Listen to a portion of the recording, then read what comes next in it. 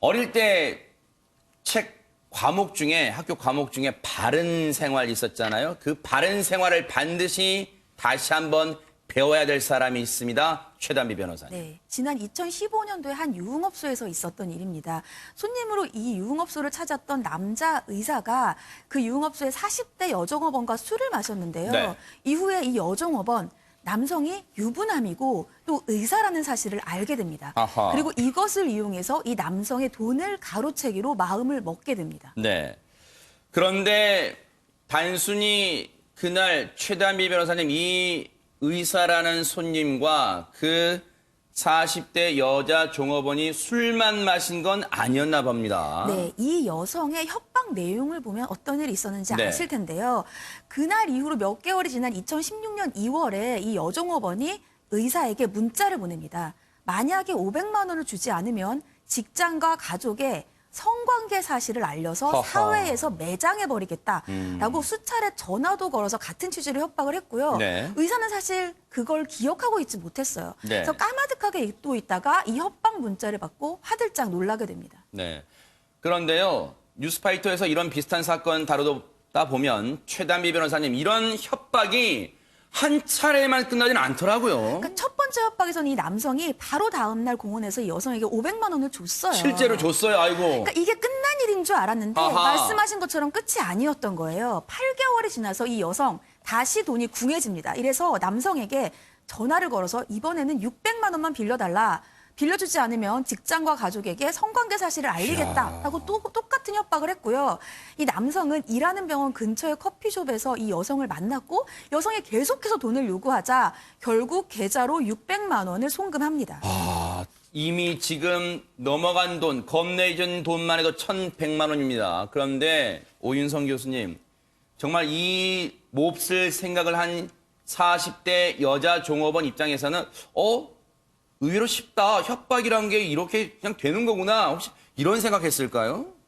네, 이제 속된 말로 우리가 코가 껴 있다라고 하는 그런 표현을 쓰죠. 네. 그런데 이제 요즘에 이제 돈벌이가 얼마나 힘듭니까? 돈 벌기가 상당히 힘든데 본인의 입장에서는 이게 그야말로 그 도깨비 방망이죠. 네. 돈 나와라 뚝딱 그러면 500이 나오고 돈 나와라 뚝딱 하면 600이 나오니까 아하. 이 여성의 입장에서는 본인이 힘들게 돈을 버는 것보다는 그렇게 해서 전화 한 통만 하면 그쪽에서 알아서 돈을 딱딱 송금을 해주니까 아주 정말 좋았을 거예요. 네. 그래서 이제 우리 전래동화에 보게 되면은 이 호랑이가 그 떡장수에게 떡 한 조각만 주면 안 잡아먹지 하는 거 있지 않습니까? 마치 네. 이제 그런 식으로 그러네요. 전화를 갖다가 해가지고 왜 그러냐면 처음부터 단추를 잘못 낀 거죠. 이 남성이 거기 가서 이제 성매매를 한 그 행위 자체. 그리고 이제 이 사람 같은 경우는 의사인데다가 유부남이기 때문에 이제 사회적으로 또는 가정적으로 매장을 당할 수 있다라고 하는 그런 두려움을 이 상대는 잘 간파를 해서 본인이 이제 나름대로 그렇게 한 것인데요. 결정적인 약점을 잡고 이러한 그 행위를 계속 할 수밖에 없는. 그래서 만약에 이번에 문제가 안 됐더라면 앞으로도 계속적으로 더 했을 가능성이 훨씬 더 크다 이렇게 봅니다. 그러니까요.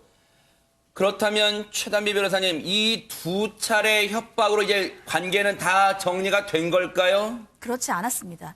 두 번째 협박 이후에 2년 5개월이 지난 어느 날이었는데요. 네. 이 여종업원이 이번에는 환자를 가장을 해서 의사의 진료실로 찾아갑니다. 대박 사건. 의사는 진료를 하고 있었는데 이 여성이 나타나니까 얼마나 깜짝 놀랐겠어요. 네. 당황한 의사에게 여종업원이 편지를 건넵니다. 어이구. 이 편지의 내용에는 의사의 SNS에 있는 딸 사진의 얘기 등을 하면서 협박을 했고요. 700만 원을 요구를 했습니다. 이 여성 이후에도 계속해서 같은 메시지를 보내면서 이 남성을 협박을 하는 것을 이어나갔습니다.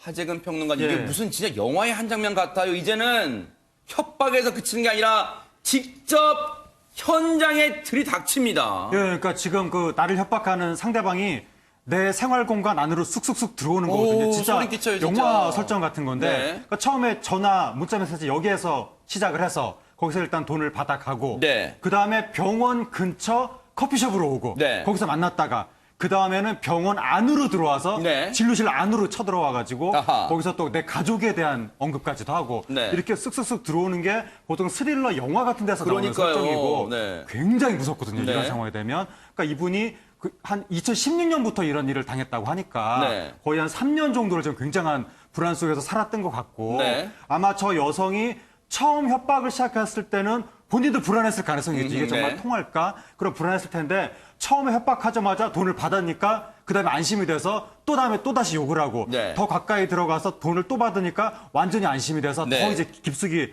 들어가서 또 돈을 요구하는 건데 네. 과거에 어떤 유명한 연예인이 협박을 받자마자 아예 응대를 안 하고 즉각 경찰에 신고를 아하. 해서 문제를 해결했었거든요. 네. 그러니까 이런 식으로 이렇게 쑥쑥쑥 들어오는 일을 당하지 않으려면 네. 처음 협박을 당했을 때 바로 좀 조치를 해야 될 것 같습니다. 네.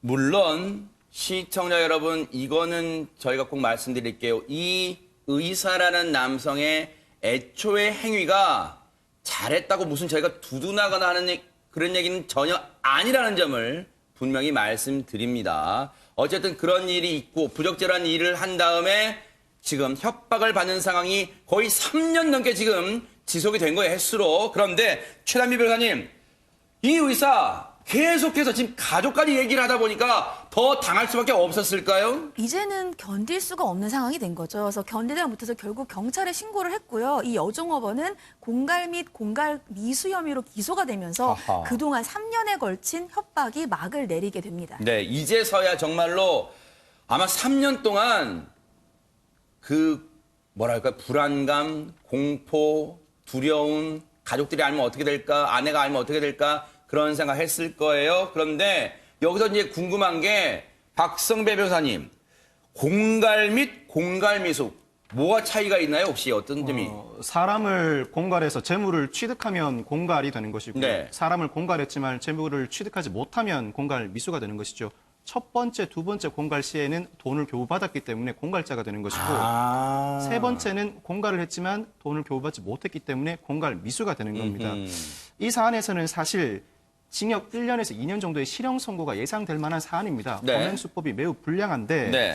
피해자의 집이나 직장에 직접 찾아가기도 했고 네. 가족의 신변에 대한 구체적인 해악을 고지했다고도 볼 수 있죠. 그럼에도 불구하고 재판부는 실형을 선고하지 않고 징역 6월에 집행유예 2년을 선고합니다. 하하. 무엇보다도 피해자와 합의했다는 점이 중요한 감경 사유가 됐고요. 네. 아울러 피의자가 자백 후 반성하는 점, 동종 전과나 벌금형을 초과한 전과가 없는 점 등이 고려된 것으로 보입니다. 피해자와 합의했다. 결국 여기도 또 돈이 들어갔어요, 결국. 그런데 하지근 평론가님, 네. 그런 생각 듭니다.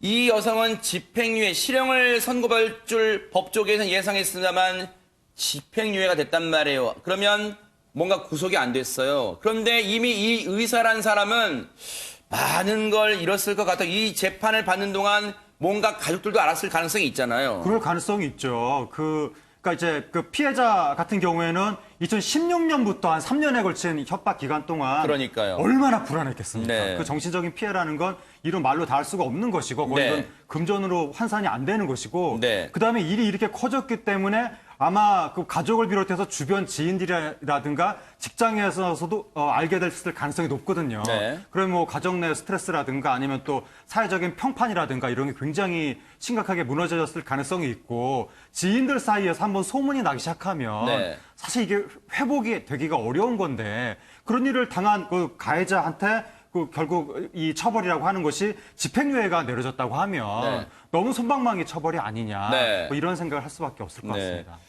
우리 뉴스파이터를 통해서 이제 공개 구원을 여러 차례 했던 김기영 아나운서는 만약에 이제 결혼을 하고 나서 친구들이 야, 기분도 좋은데 우리 술 한잔 하자고 가자라고 이제 만약 이런 비슷한 유흥업소 가자 그러면 절대 안 갈 거죠?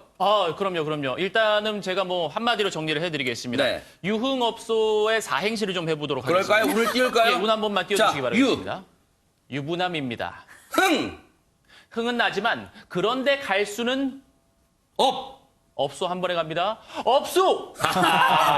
네, 진행을 하도록 하죠. 이거 저는 조금 골탕 먹으려고 했는데 점수가 또 쑥쑥 올라갑니다. 네. 그래요. 하여튼 감사합니다. 김기영 아나운서 같은 그런 어떤 약속을 끝까지 지키는 그런 남성들이 많았으면 하는 바람입니다.